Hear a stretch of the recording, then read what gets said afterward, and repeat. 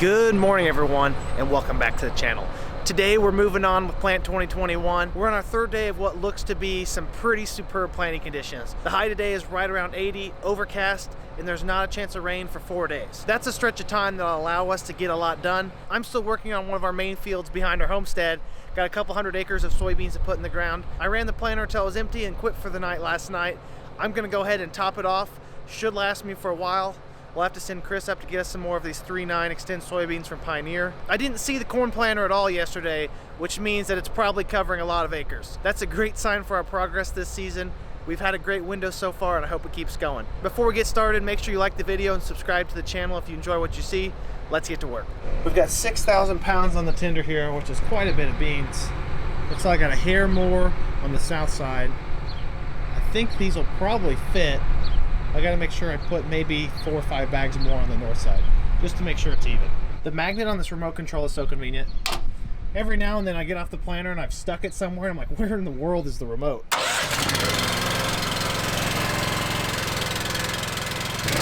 This is my new spot for it, right there.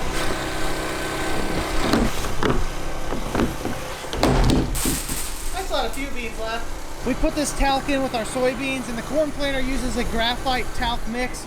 What it does is lubricate the seed in the lines so it doesn't plug up at all. It adds a little bit of viscosity, so to speak, to the seed while not taking away any of the traction it has in the units. These Pioneer beans that we get freshly treated can be a real issue because they're still kind of damp or wet with all that treatment. When I unloaded the seed tender yesterday, it was bridging up in there. So hopefully we don't have that problem in the tender, but as you can imagine, if it happens in the seed tender, it can also happen in the tank, and that's why we apply the talc. With the exception of the first fill of the year, I usually just throw the talc on top because seed does go from the top down as it pulls. And when the fans are running in here delivering seed, they blow that talc all around. I double checked the forecast. We do have a chance for a ½ to 1 inch of rain tonight.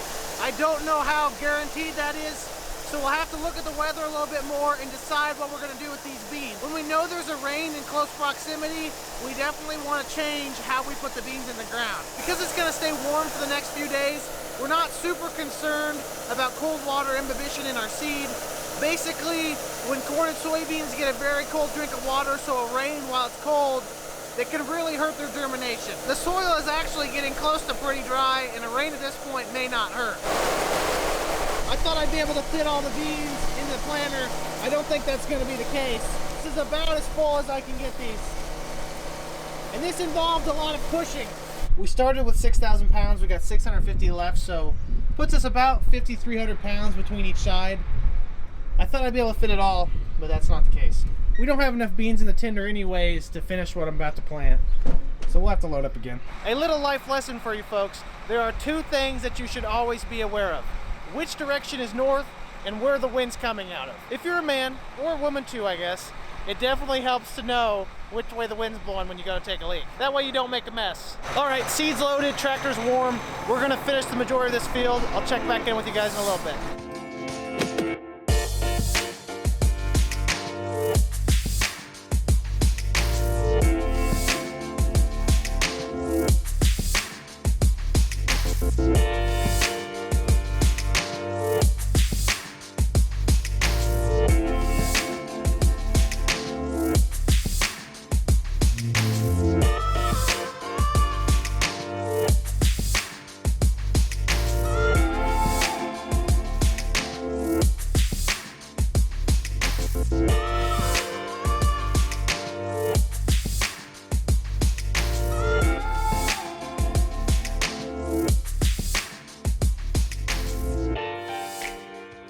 The area of the farm we're in right now has some very dark soils, and we hit it with the field cultivator. So there's a few things we have to keep in mind. I mentioned in the last episode that this dark ground heats up very quickly. It also dries out extremely fast if you field cultivate it. I'm sure you can also hear the breeze blowing by me right now. That's not helping our case any. You have to be extremely careful that you're not putting soybeans in dry ground. Now we do have a chance of rain coming up, but you never want to bank on that happening. If it doesn't rain by chance, your soybeans won't come up for weeks without moisture. This soil appears very light right now, What it actually is extremely dry. We hit this with our ripper last fall, then came in and field cultivated it yesterday. You usually want the bean planter to be pretty close behind the field cultivator in an instance like this. It didn't work out that way for us this season. We needed to get the ground leveled. You never know when the field cultivators are going to be back. But look at how much it dries the ground out. I mean, that's 2 to 3 inches in the ground until you hit moisture. Now you see the darker soil down below. And that's how far the seeds need to be in the ground to make sure that they're germinating. This soybean right here is barely sitting at the top of the moisture. If anything, it's in dry dirt. When it's like this, if this moisture does not come up at night, which it very possibly could, we're gonna need a rain to get these to germinate. There should be enough moisture in this area that'll wick towards the seed to germinate them, but we realistically need the seeds a little bit deeper in the ground. The diversity of soils within a single field makes this challenging. I'm on the darker section of the field, but as we go to the east, there's lighter ground over there, and the moisture is going to be a lot different. If there was one technology I'd like to see mastered, it'd be an automatic adjusting depth control for your seed. Of course, we can adjust them manually. It would be really neat though if you could tie the depth of the seed to the soil type. People already do that with population. They have prescription rates across the field and put different quantities of plants in different types of soil. I think there could be some benefit to doing that with seed placement as well. Oh, dust bowl. That's when you know it's dry out. You hate to see that, but there's really nothing you can do about it. Time for a rain. Topping off the seed again. Few things go together like planting season and a lot of wind. Great for drying the ground, horrible for the sound on the camera. We moved on to another section of this farm with a completely different soil type than where we just came from. We were planting a darker soil.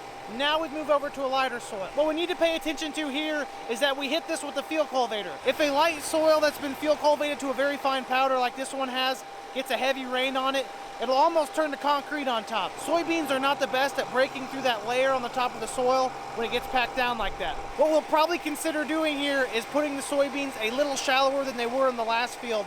That way, if it does rain tonight, which they're calling for a chance of, it doesn't get packed down on top and they will all struggle to come up. We're gonna check our depth and see where we need to be. We're really not that deep in the ground. Maybe an inch. I think that'll be fine.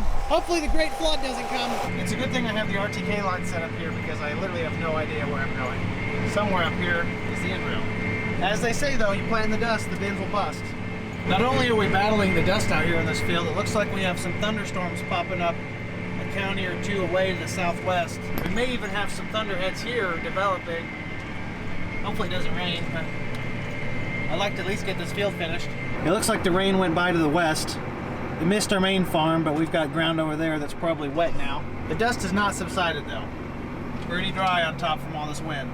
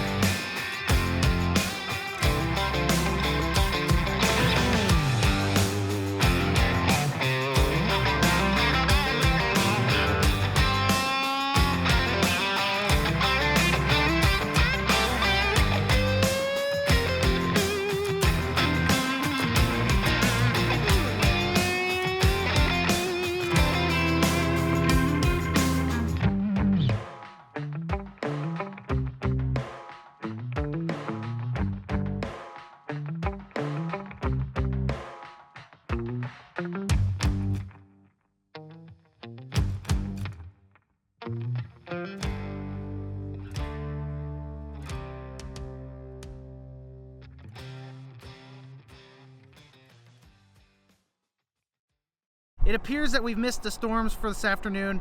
Now we're just doing what we normally do and waiting on Chris for seed. The field cultivators just moved into the south of me. They're working some bean stubble. I assume the exact merge planter is somewhere nearby. Actually, I see it right now. It's all the way up at the fuel tank. He'll be down here soon. The wind's not so bad when you're tucked in between the seed tanks. The minute I stand up, I feel like I'm gonna get blown away. Other than that though, it's another beautiful day out here in central Illinois. There's about 20 units in each side of the planter now. We should be able to finish this field. I'm not sure where we're going next. We'll figure out what cards we have in our hand after we plant this. Unfortunately, when you run the planter out, you gotta reprime the units every time. If you don't, then you'll leave gaps where you start planting and there's not actually seed in the row. It takes a few seconds for the seed to get delivered, pulled against the vac, and then spun out the plate. That's why we do this every time we enter the field, and also every time we run out of seed. A very big part of what those field cultivators do ahead of the corn planter is eliminate any weeds. They're essentially the first pass of our herbicide program. Now there's nothing chemical to them, so weeds can't get resistant. They're straight iron to the ground, cut out all those winter annuals, and hopefully any kind of small broadleaves that have germinated. We then have nutrient come back in within the next week to 2 weeks, either before or after planting, and spray a one-pass corn herbicide on top. That keeps the weeds down until the corn grows tall enough to shade out anything in between the rows. The product that we've used on our cornfields for the last handful of years is Acuron by Syngenta. Acuron is Syngenta's one-pass herbicide for corn. It is their flagship chemical. We've been using it on our farm for probably 4 to 5 seasons, if I recall correctly, and it does a great job. We switched to spraying it over the top as opposed to working it in. I personally believe if you put that herbicide on the top layer of the ground as opposed to incorporating it in the soil, you're creating a blanket of protection that all weeds coming up have to go through and overcome to live. Acuron consists of 4 very effective modes of action. It has 2 group 27 HPPD inhibitors, one being Callisto and the other being bicyclopyrone. The bicyclopyrone of this chemical mixture is what makes it so premium. I believe it is the only product on the market that has this specific HPPD inhibitor, and it supposedly gives it better control over grasses over the long term and small seeded broadleaves. 2 things that can really bring down corn yield. Callisto, the other HPPD inhibitor in this mix, isn't near as new as the bicyclopyrone in terms of technology. It's in a handful of other products, even from competing companies. It also provides control over those same weeds. The third component is a group 15 long chain fatty acid inhibitor. It's dual. For those of you who are familiar with herbicides, dual has been around for a very long time. It's tried and true, and it's used in a lot of different herbicides. And last but certainly not least is a group 5 photosystem 2 inhibitor. You may have heard of it before, and that is atrazine. Atrazine is an old dog in the chemical world. It's been around for almost as long as the growth regulators. I believe we've been using it now for probably 60 or 70 years. I believe it came into the market in the 60s or the 70s. It has been one of the quintessential herbicides used on corn for decades, and for good reason. It has a very long residual life, which helps hold off other broadleaf weeds from competing with our corn. Managing weeds in corn is a little bit easier than soybeans. Because corn is such a competitive and quickly growing plant, it can grow to a size and shade out the rows fast enough that does not need a second pass of herbicide. This one pass of corn herbicide that we're applying right now before the crop's even out of the ground will last it the entire season, and we shouldn't see any weed pressure except for maybe where we get some water damage. Soybeans will need a second pass here in probably 4 to 5 weeks. If you do not apply another layer of effective broadleaf weed control out in your soybean fields, they will get overtaken by weeds like water hemp, ragweed, mare's tail, those being some of the biggest pressure weeds in our area. Now don't get me wrong, it's not all sunshine and roses. Corn herbicides are much more expensive than soybean herbicides. I believe we're paying almost the equivalent of 2 soybean passes for that one pass of Acuron by Syngenta, but it has worked very well for us. If you're using anything else and you want something ultra premium that's going to help keep your fields clean, consider applying that. Some of you may be wondering, why do we need to apply 4 different modes of action to one field to control all these weeds? If the herbicide was that effective, shouldn't one specific chemical be able to eliminate everything? And that's a great question. Years ago, we did not know any better, and we would apply just one herbicide in a lot of cases to fields.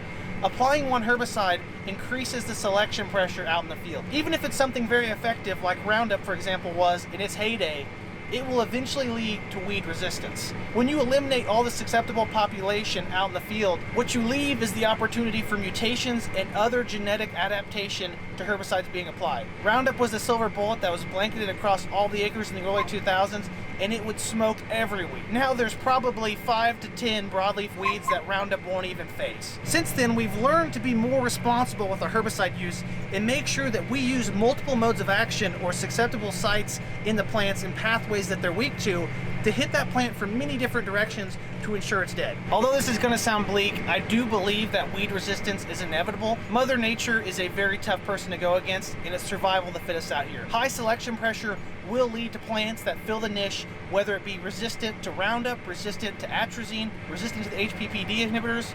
Anything's possible, and these plants will adapt over time. By attacking these plants in both corn and soybean fields from multiple different angles, we're trying to ensure that they all die, and when they all die, that prolongs the adaptation to herbicides, and we can keep doing what we've always been doing. Eventually, we're going to have to either find new technology or different ways of managing weeds. Working on this cute little 9-acre piece that I think we're pulling the plug for the afternoon. There's a rain moving in, and it's very early in the season, so we're gonna wait and see what happens. The worst part about changing varieties in between fields is that you have to be very particular with how you end the fields in terms of seed quantity. I've got a smidgen of seed left in the tank, so it's actually gonna be very close whether or not I have enough seed to finish this field. It'd be nice if I could just add a bunch more and go to the next field and not worry about running out on the last acre pass. When you're switching varieties around though, you don't really have that luxury. Obviously I could go get more seed, but that's a real pain in the wheel. What in the world? Hydraulic line pop out. Everything looks in order. What else could it be? Found it! James jumped the gear. What an odd time for this to happen. I'm literally about to quit for the day. Might as well shut the planter off and get my tools. Don't want to listen to the vacuums run while I do some wrenching. Don't see any brakes anywhere. It looks like it just jumped. I don't know what would have caused this. That's the chain just needed oiled. All right, we're gonna go to the other side and see how that lines up. Go on like this, I would presume. Do we have enough slack to do this? Okay, that's on. We'll go verify the other side. It may work. That or the minute I turn it back on, it's gonna jump again. We'll go fire it up and see. Fire the vacs back up. Should be running. Wait for the planter to load. Should be good to go. Feeding the rabbits again with this last little bit of beans out of the tank. Limp to the finish line of today's work. I'd say we need to grease our chains. Headed home. Oh, dessert. Oh, look. Both planters in the same place again. Time to fill a vacancy at the barn. We're pulling the planters in.